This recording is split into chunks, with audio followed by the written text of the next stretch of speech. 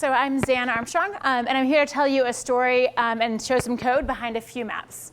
I'm Zan, and I built this. We'll look at that a little bit more in its interactive glory. And people seem to really like it. Oh, wait, sorry. There we go. People seem to really like it, which was exciting. It showed up in Flowing Data a couple weeks ago. And Ian invited me here to talk about a few things. What it is, why I made it, specifically how the purpose of why I was making it defined some of the design choices that I made, and some of the code behind it as well. But to get started, I want to start with a question. Which is bigger, Africa or North America? Africa. And we'll have a few more. Saudi Arabia or Alaska? Australia or Antarctica? Any debate here? And anybody want to choose a pair of their own to throw out? What would you compare? Greenland and Mexico, OK.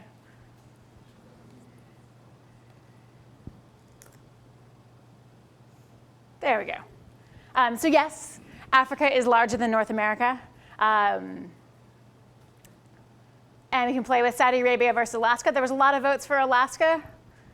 Turns out it's kind of shrimpy compared to Saudi Arabia, which is the one behind it. Not shrimpy, but not kind of equal sized. Not the most precise.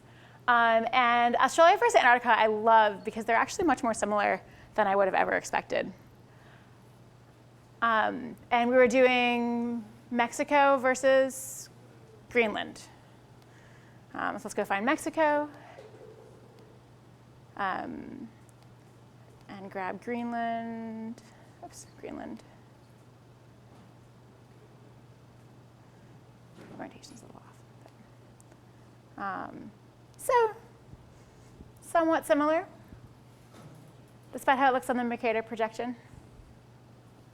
So this was the whole goal. This is you can do these things that you've seen so far. You can change the scale, check out some presets,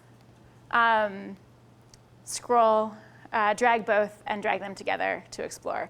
So now I want to talk about why I made this. So some of these answers we knew. We knew North America is smaller than Africa. Some of them were surprising, Saudi Arabia and Alaska. We tend to think of Alaska as really, really huge, and Saudi Arabia is one of the countries there, but it's actually essentially as large. And a lot of these answers are surprising. Like, we see maps all the time. We should kind of know these things, except that, as many of you know, as all of us know, we live on a round Earth, not a flat one. And we need projections to help us get to the point of having flat maps. Our typical one is the Mercator projection. This was fantastic for sailors because they could set rhumb lines. Were nice straight lines. So if you wanted to get a bearing across the ocean, you could set your line as a straight line. It's also nice from a perception point of view, just because latitude and longitude lines make a lot of sense, since they're horizontal and vertical and are really easy to interpret. But of course, in this view, Greenland looks a little bit larger than Mexico. Web Mercator is the projection used by Google Maps and Bing Maps and most of the typical maps on the internet. It also has advantages of north is up. It makes sense, it's intuitive. Here's Google's, a lot of extra stuff, Google's version of the Earth from satellite, and then a projection. And you can see when you switch between the two, from the photograph, or from the satellite to the projection, you can see Mexico pulling out to the side as the projection projects. Interestingly, this is not quite the same as normal Mercator. You lose that benefit for sailors, but you gain a lot more computational speed, so it's probably worth the trade-off. There are many, many ways to flatten the Earth, but each one is a compromise. You can optimize for area, shape, direction, bearing, distance, scale, speed to calculate, as in Web Mercator, what's conventional, what are people used to looking at, and a local or global perspective. And there's lots of different, some of the cylindrical azimuthal, and kind of give a sense of some of the different ways you can turn around Earth into a flatter space. I XKCD has a few examples, and you can find out who you are based on which projections you like. There's a few more than these two. Jason Davies has helped with some of the D3 development, and he loves maps and has a lot of options, including some of the more esoteric ones. The great thing is that a lot of these are built into D3. So we can see, if we go to this project by Jason Davies, we can pick our projection that we'd like to look at. So we can look at our familiar Mercator, and you can see it in different ways with different centers. The one that we're used to looking at is has the equator in the center, but you could just as easily do that with a Mercator projection. The fact that they're built into D3 is really exciting because it means getting the projection of your choice is as simple as a single function. Getting the data in and a lot of other things and how you use your projection is a little more complicated. But switching between projections, and this is the code from the previous thing that we saw from Jason Davies' example, is just choosing which name you want to use for which projection, which is really amazing because that means a lot of math is happening behind the scenes. This is happening with the d3.geo package, or d3.geo part of D3. And when you put in your input data, you're going to put in latitude, longitude data from a topo JSON, and it's going to give you back XY points. So you can go from longitude data to XY. It takes care of the mathematics that defines all of these projections for you. So you can use the same input data to get all these different outputs. The two that I use in my project are, I'm terrible to pronounce this, I don't know how to pronounce this, azimuthal equal area and D3 orthographic. And I'll talk later about why I chose those. My project is not the only way to play with projections, obviously. This is another one that I like, that I think is a lot of fun. It's the Mercator puzzle. It really focuses on the Mercator distortion. So you can take, these are all countries that aren't in the right place.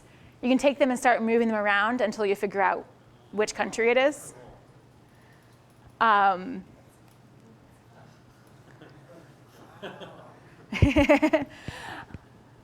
It's a lot of fun. There's 15, so there's a few left for you to solve. And this one's interesting. It's really focusing on one point, what a big difference distortion can be with the Mercator projection. Interestingly, the point of this was actually the guy who made it, Luke, wrote that he made a fun game to show off new draggable polygons. This was really about a Google Maps feature, but he built a really, really fun puzzle to show off polygons, which is awesome. Another really great example that I like is a static visualization of the tree sites of Africa by Kai Kraus. It has a pretty strong impact as you realize that you might not be able to see the blobs, but the red one's China, United States, a bunch of European countries, India, and the UK all snugly fitting inside of Africa. And why did he make it? Because Africa is just immense. It's much, much larger than you or I thought. Just look at it, realize that, and smile, because you'll never forget it again. And what's common with all of these is they do one thing really well. They're not trying to do a lot of things. They're not trying to have everything you can possibly have in a map, but they do one thing really, really well. Mercator puzzle really shows you how much distortion there is, taking something familiar and putting it in a different place. The true size of Africa has an immediate impact, and that was also what I was going for in my project that I think helped make it something people enjoyed playing with. So what was I looking for? It all started with a story and a question. My friend Ian fought Ebola in Sierra Leone. He's the one tall one in the back, and this is when they're fighting Ebola. And he wrote a blog about it while he was there and as he came back. And he wrote that, why did he go? Because politicians and media personalities were shouting that we should close the airports and quarantine returning healthcare workers in isolation tents. Some of this was motivated by ignorance, some by fear, and some by politics. None was motivated by or informed in any way by science. His favorite example was a school in New Jersey that panicked and refused to admit 2 elementary school children from Rwanda.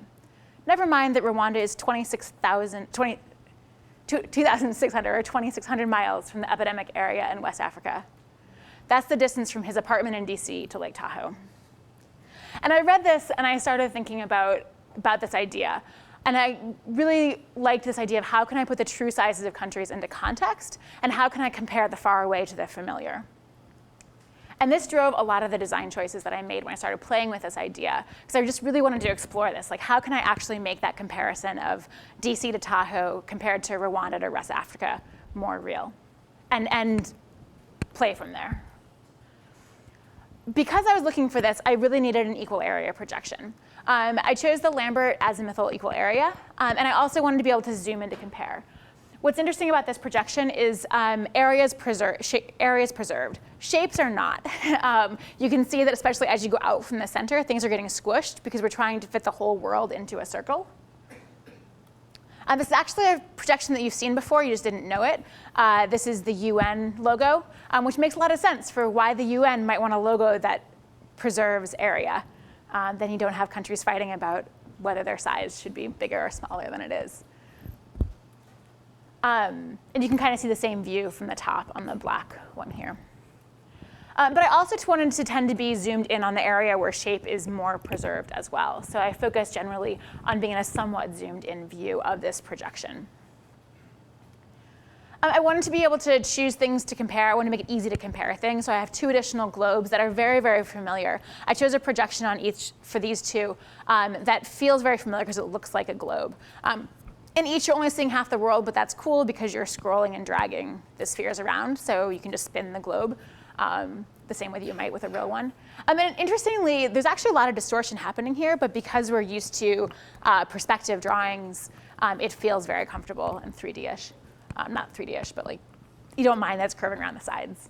And the graticules help as well, giving you a sense of that curve. And I also added some example options. A lot of my favorite visualizations across the board have examples to help spark your imagination, get you started, see what's possible. And I think that's a really, really valuable thing, something I wanted to do as well. I wanted nice transitions, and I wanted it to be fast. Fast is challenging with maps, as we were talking about earlier. I started off with SVG, and that's actually what most of you have probably seen if you've seen this already. This talk gave me the forcing function I needed to actually switch it over to Canvas, which I've been meaning to do for a while. I was particularly interested in this because it was somewhat sluggish on mobile, especially, and I wanted to see if I could beef that up a little bit. For those of you that have used D3 with SVG and haven't made the leap to Canvas, it's not as bad as it might seem.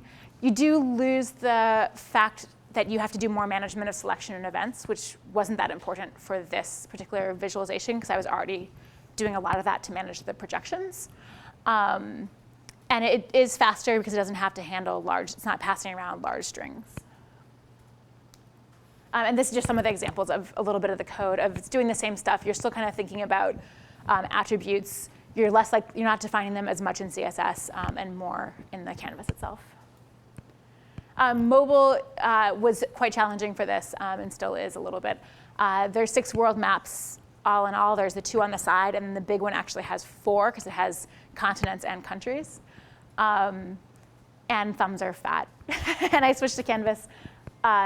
Prevent default helped. I also made trade-offs. I really, really wanted to have this working at a more detailed view with less simplification, but it was too sluggish. And I tried to do some things to make that feel better, and it didn't work. So it was better to have something smooth and less zoomed in. Maybe I can keep working on that. I also wanted it to be easy to use, so there's only 2 options of what you can do.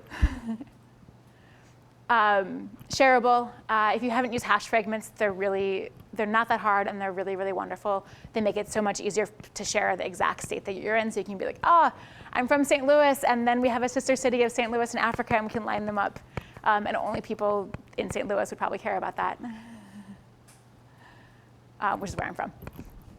And that's the code for getting the hash location, so window.location.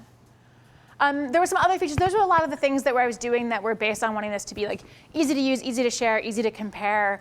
Do this one thing of let's compare areas, which drove the decisions around what types of projections to use.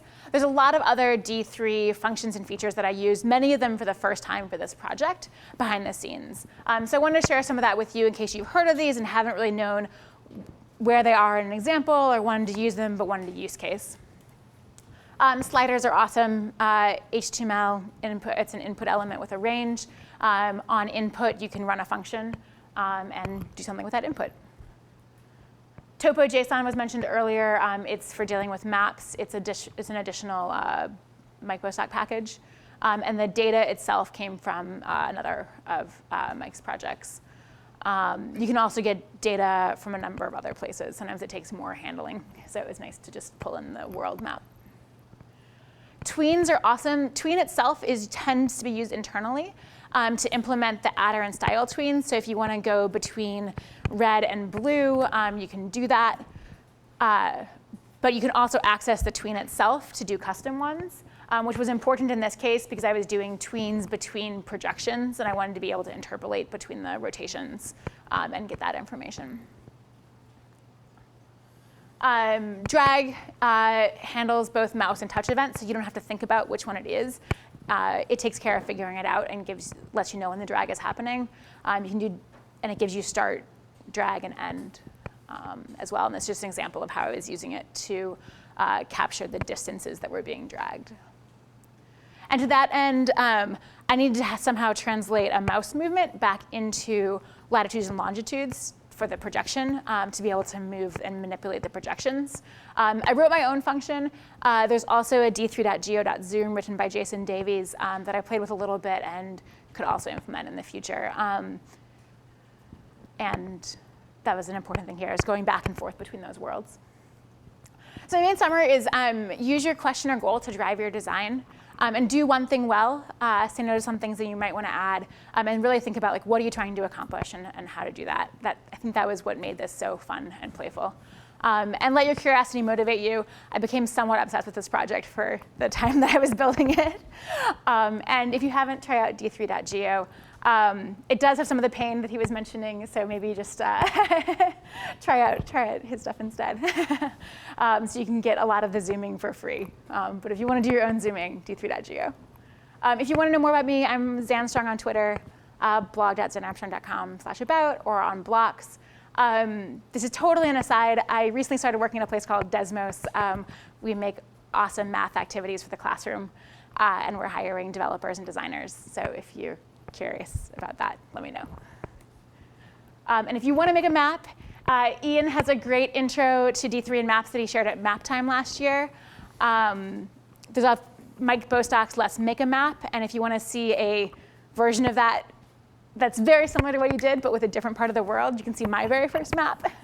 Lots of examples. And if you haven't seen Blocks Explorer, this is a great way to see examples of different codes. If you want to see where people use d3.geo and what are those blocks, you can just search for the function, and it'll start showing you examples where that's been used.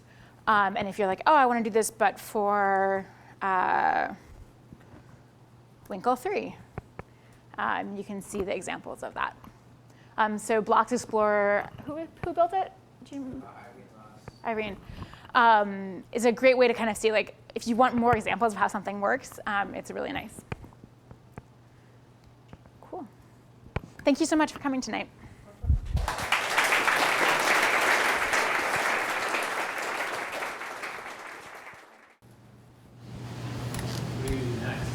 I just took a full-time job about 3 weeks ago, so I'm going to spend some time doing that.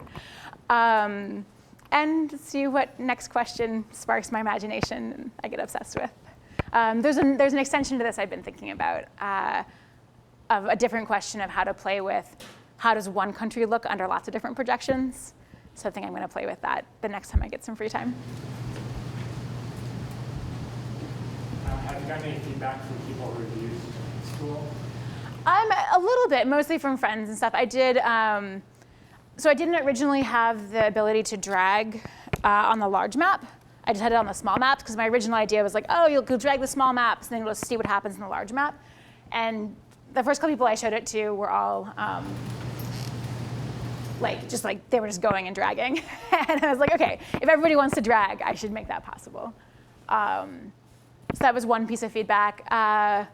A friend recently told me she was on Skyping with a good friend that lived half a world away, and they're talking about travel to Australia, and they're trying to figure out if they could do it in 3 weeks, and they brought up this tool and just spent a bunch of time playing with. Started with that question. We're like, yeah, Australia's really big. I probably can't do it all in 3 weeks, and then kept exploring from there. But I haven't really done any formal feedback or anything, just from what I've heard from friends. So I welcome it. If you play with it and you're like, this is weird, let me know. Are there performance differences across browsers?